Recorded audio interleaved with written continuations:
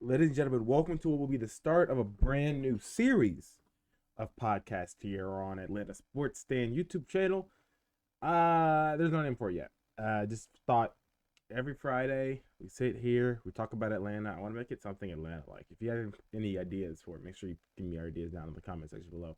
But we're gonna sit here, talk about everything that's happened in Atlanta sports for the next week, and then predict the games going into next week. So let's start talking about it. Free agency in the NFL started this past week, and the Falcons made sure they made some moves. The first big domino to fall for the Atlanta Falcons, they signed Kirk Cousins to a 4-year, $180 million deal with $100 million of that guaranteed.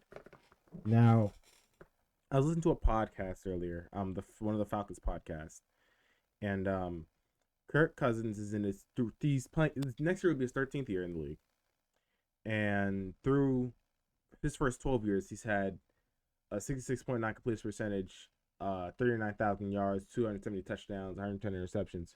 But that's a higher completion percentage in a quarterback's first 12 years than Matt Ryan and Matthew Stafford. And for a long time, those two have been the pinnacle of quarterback play in the NFL.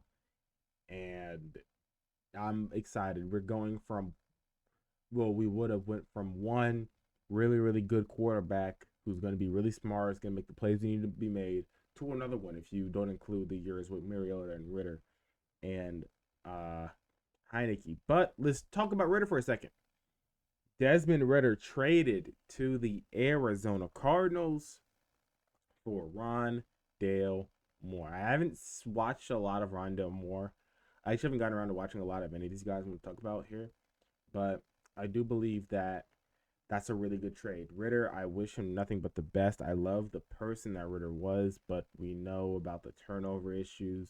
He'll back up Kyler Murray, hopefully work his way back up into a starting job in Arizona. I wish the best for him, but I do think that Rondale Moore is going to be a big, big part of what the Falcons are going to try to do. Another guy is going to be a big part of what the Falcons try to do. Wide receiver Darnell Mooney from the Chicago Bears. He signed a 3-year, $39 million deal when everybody looked at his stats from last season. They all thought it was a big overpay. And I do not believe that. I think that they paid the price to go get the guy who they need on this football team. He is going to be our wide receiver too, unless we go in the draft and go pick up a guy, which I don't think is going to happen. I still have full faith we're going out and getting Dallas Turner at number 8. But right now, Mooney is wide receiver 2, right? And even though you look at the year he had last year on 31 catches on 414 yards, we know about the inaccuracy that Justin Fields has. We know about the problems Justin Fields has. I think it's another big reason why the Falcons didn't go out and go get Justin Fields. I think that one of the things that the Falcons were curious about is his accuracy, right? And we've had accuracy problems in the past couple of years with Ritter and with Heineke, even though he's pretty good, and with Mariota. And so with Kirk Cousins now, you have a guy who is going to be accurate. And I don't think the Falcons saw that from Justin Fields. So that's a reason why Darnell Mooney didn't put up the numbers he did last year. I do believe he's going to get over 500 yards receiving next year in this Zach Robinson offense. We saw the year that Puka Nacua had. Even though Cooper Kupp is obviously our receiver one, they're going to try to focus a lot of attention on him. We have another guy who can catch the football, who can get up the field, who we can put into gadget plays, right? Because I think these are going to be really key parts. So you gotta sit down and watch Darnell Mooney play to realize how good he's going to be. Um, Charlie Warner. He's a tight end we picked up on a 3-year, $12 million deal. After Jonnu Smith left us, I left us with a big void for tight end 2, and Charlie Warner is here to fill in that spot. Charlie Warner is from the state of Georgia. He um he did go to Georgia, and more than likely he will be the blocking tight end for the Atlanta Falcons going into 2024, right? I think that they will move Michael Pruitt. If we do end up going 2 tight end sets where we end up throwing the ball and both of the tight ends get run on routes, I could see Charlie Warner going into that formation. But I fully believe that we're going to have a Kyle Pitts and Michael Pruitt lineup for that. And then they're going to bring in Charlie Warner whenever we need to keep a blocking tight end inside or get a blocking tight end to loop around the edge on a running back run. So this is another good move, good for the price. He's going to be a good player for the Atlanta Falcons next year. Keep your eye on Charlie Warner, but also keep an eye on the last guy we've signed as of right now, Ray McCloud. 2 years, $6 million deal. He is a returner. 12 catches, 135 yards last year. He also did punt returns and kick returns. He had 24 punt returns for 203 and 10 kick returns for 225. So that he is also going to be a big part of this offense going forward. And we will talk about who I compare them to later. But because of what Kirk Cousins said in his opening press conference, the NFL has started investigating the Atlanta Falcons and the Philadelphia Eagles for illegal tampering. Now, so here's the thing, right? The tampering period started on Monday, right? That's when legal tampering started, right? Monday the 11th. It started at noon. In this scenario, the players cannot directly talk to the teams unless they are not led by an agent. And Kirk Cousins has an agent. His agent is Mike McCarthy. Right? So because of that, the Falcons could not directly contact Kirk Cousins. He had to talk to his agent. The agent had to get back to Kirk Cousins, and then that's how they had to communicate until Wednesday.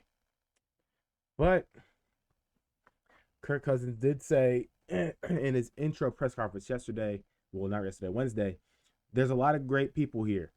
Not just on the football team. I mean, I'm looking at support staff, calling our athletic trainer, talking to our head of PR. They're focusing on calling our head athletic trainer. That's the key they're looking for, because this was Wednesday. On Tuesday, Kirk Cousins cannot talk to anyone related to the Atlanta Falcons organization unless it's other players. They can't talk to coaches or ownership or athletic trainers.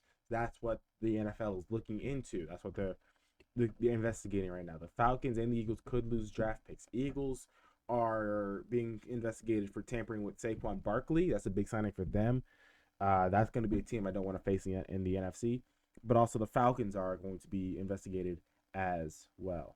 But I do agree with something I saw on Twitter, right? A lot of people pointed this out. I first saw it from @tvinning13 on Twitter. Terry is recreated in our 2016 offense, whether you like it or not. And at first I was like, very interesting. So I looked a little bit into it, and when you look at who we've picked up so far, it kind of makes sense. Kirk Cousins, compare him to Matt Ryan, right? Old veteran guy, has that presence in the locker room. He's gonna lead this team to wherever they need to go. He is QB1, right? Now this is where we start stretching a little bit. Bijan Robinson to Devontae Freeman, right? Don't think about Devontae Freeman his last handful of years with the Atlanta Falcons. Think of Devontae Freeman 2015, 2016, running for 1,000 yards. That Devontae Freeman is what we've gotten from Bijan Robinson. And it's going to happen again. It's going to happen again. And I can't wait for y'all to see it in person again. Right? 2016, Devontae Freeman had 1,079 yards and 11 touchdowns. Meanwhile, Bijan Robinson in his rookie season had 976 yards and 4 touchdowns, right? And don't get that Cindy Arthur Smith offense where we don't know what the hell he was doing, right? So that's going to be a really, really big. He can put his foot in the ground, make a defender miss. That is Devontae Freeman. Now, when you look at the 2016 offense, you're thinking, okay, we have the Twitter backfield, right? Who is Tevin Coleman? Tico is Tyler Algier. Tyler Algier is going to be running back too, right? He was last year. He will be again this year. When Tevin Coleman was here, he ran for. Let me go pull up the stats. Tevin Coleman, when he was here in 2016, he ran for 500 yards. Right? 500 yards. Tyler Algier.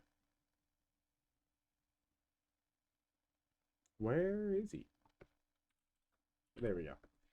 Tyler Algier, he ran for 633 yards last, 83 yards last year, right?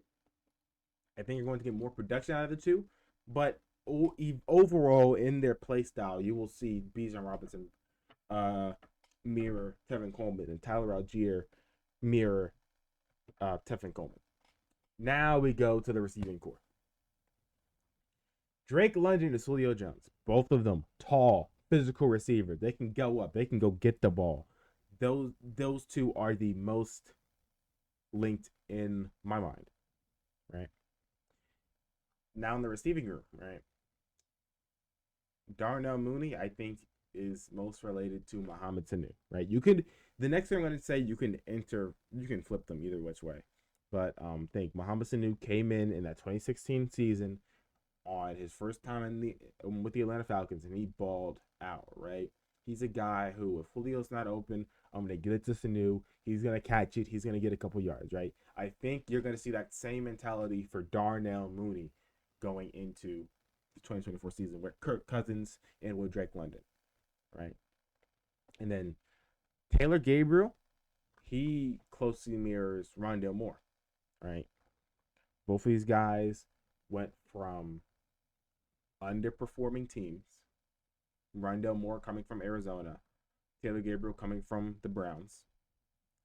Underperforming teams, and they go in and they're going to be that speed guy, that slot receiver, that I'm going to run right by you, and I don't care who you are. You could be the Legion of Boom, Richard Sherman. I don't care. I'm going to run right by you, right?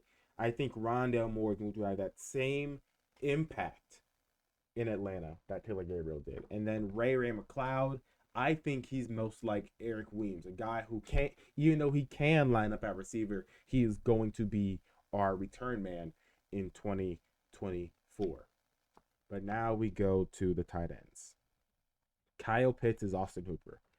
I know you spent number 4 overall on Kyle Pitts, and Austin Hooper was a late round draft pick.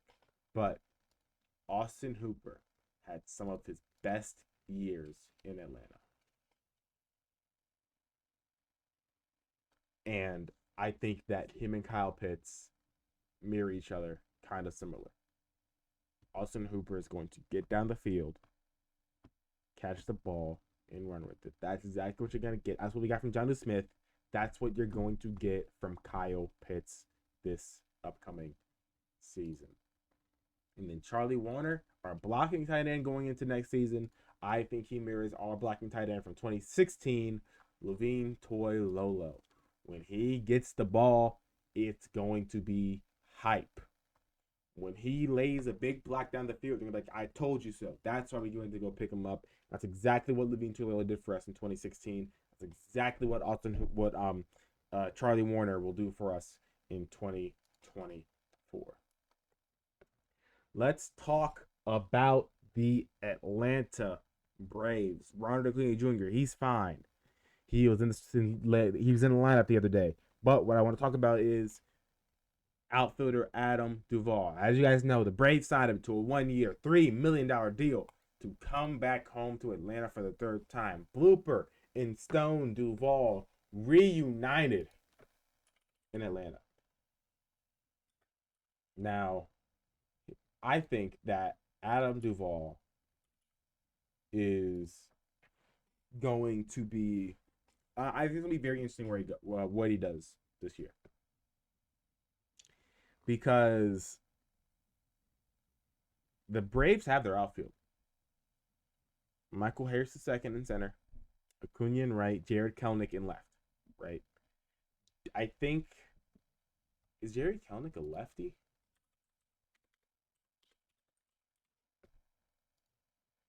Because if so, that might be what they're doing. Is he?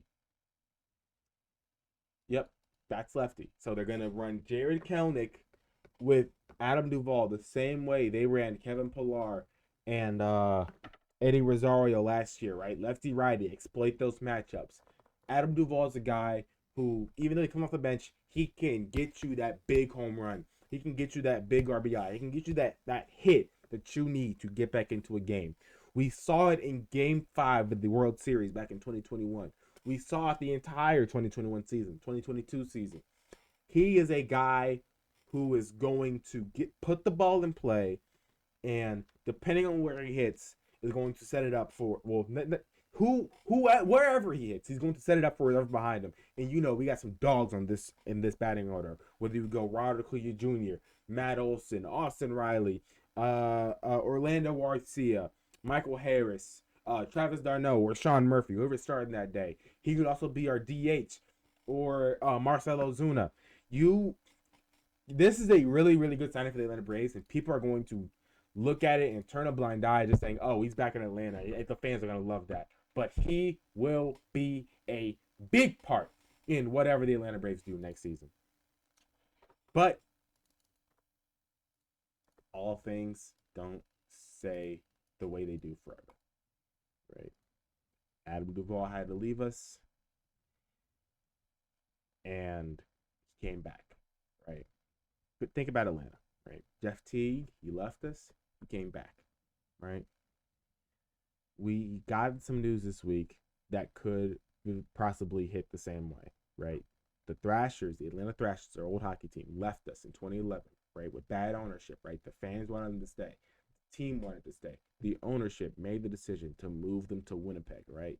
And now, in 2024, we are getting closer than ever to getting a hockey team back in Atlanta. Alpharetta Sports and Entertainment announced a formal request for the NHL to bring an expansion team to Atlanta, courtesy of Front Office Sports. This is big news if you love the NHL in Atlanta.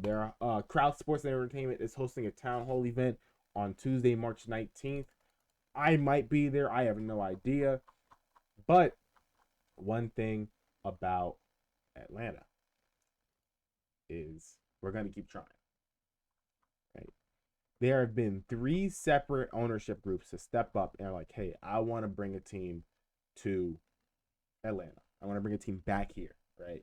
And if you want to see some more of my opinions on it, go watch the video that's going to drop tomorrow. It's going to be an HBC. It's going to be a Thrashers vlog, basically. When the Gladiators held Thrashers night a couple weeks ago. Go watch the ASPN. I've got a video on why why the NHL will find its way back here, right? The Atlanta is too big of such a big market where you can't just turn a blind eye to it. And I do believe firmly that Atlanta will get a hockey team back, and they said that their goal is to get a puck drop in 2027. We are getting closer than ever to having a team back here, and I can't wait for it. But enough of the old news. Let's go to talk about the future. Atlanta has a bunch of big matchups on tap this week. Let's start off tonight with the Atlanta Hawks versus the Utah Jazz in Utah, part of this big road trip the Hawks are going on. I think, well, let's talk about what happened last time. Last time, the Hawks went out and played the Jazz. They were at home. Emotional night for the Atlanta Hawks for John Collins. John Collins came back home to State Farm Arena, got a standing ovation during a timeout, got a video play for him on the Jumbotron. John Collins was a leader in our rebuild. And that um I think firmly that that was not a fluke. That game against the Jazz was not a fluke. The Hawks will come out, they'll win this game. Jalen Johnson is active, just got notification. The the Atlanta Hawks are going to, I don't want to say dismantle, because dismantle is a big word, especially when you're going on the road across the country to go play the Utah Jazz. I think they're going to win this game handily. 10 or more points. They're going to go out. They're going to get the win, right? And then no games on tomorrow, but then on on Sunday, we have some big games going on in Atlanta. First off, Atlanta United coming off of the hat trick from Yorgos Giacomakis back last Saturday. The 4-1 win against New England Revolution at home. They come back home and they say hello on St. Patrick's Day to the purple team, Orlando City SC. Both of these teams are rivals. It's always a good game whenever these two come to meet. And I think Atlanta United gets the win. Yorgos Giannis gets another goal. Almada gets another goal. I think that Saba also scores in that game. And I think Atlanta United wins it 3-2. I think that Atlanta United is going to go up 2-0 early. Orlando is going to put 2 in the net in the early second half, and then we're going to be tied for a long time, and then Yorgos Giacomakis will get the game over with a goal in the 88th minute to give Atlanta the win at home, give them 3 more points, move them up in the power rankings, and prove to everybody why I think that Atlanta United is going to be MLS Cup contenders. Later that night, the Hawks take on the Clippers. I think that's going to be a loss. I think that the Hawks going into Staples, playing against the Clippers team that I think, if I'm not mistaken, has been hot as of late. I don't see the Hawks leaving Crypto.com with the win. They beat the Bulls a couple nights ago. They play the Pelicans tonight. I don't see it. I don't see it happening. Not with the amount of pieces that we have missing for that game. Trey is out. Sadiq Bey got hurt. Onyeka Kong was going to be out. Kobe Buffkin was going to be out. I don't think the Hawks have the firepower to keep up with the Clippers or the Lakers the following night, because that's their next game. I think they lose both of those. The Atlanta Vibe take on the Orlando Valkyries on Thursday at home at Gas South Arena. I think that the Vibe are one of the most unstoppable teams in PVF, and I think they will escape with a win against Orlando. And then later that night, the Hawks take on the Suns. I have the Hawks winning that one in Phoenix, so that way they can come home from that long road trip and face the Hornets next Saturday. And that's all I got for you. That's all I got for episode 1 of this brand new thing I'm doing. Make sure you guys hit the like button, subscribe, turn on post notifications. Video dropping tomorrow. Make sure you watch that. And thanks for watching, listening, whatever I put this out on. And I will see you guys next time. Have a good day.